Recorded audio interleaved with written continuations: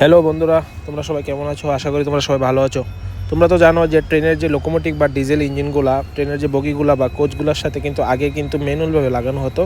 রেলওয়ের কর্মীরা কিন্তু দুইটা বগি কাছাকাছি আসার পর কিন্তু এগুলোকে ম্যানুয়ালভাবে কিন্তু লাগাতো। এর ফলে কিন্তু আমাদের ভারতে অনেক অ্যাক্সিডেন্ট হয়েছে। কিছুদিন আগেও গত বছর দেখেছি বিহারে না উত্তরপ্রদেশে একটা ভয়ানক অ্যাক্সিডেন্ট হয়েছে। তার ফলে কিন্তু একটা রেলওয়ের কর্মী কিন্তু দুই ট্রেনের যে সামনে যে জয়েন্টগুলো থাকে এইগুলার ক্যাচাই পরে কিন্তু মৃত্যুবরণ করেছিল। তার ফলে এখন কিন্তু সিস্টেম কিন্তু অন্যরকম হয়েছে।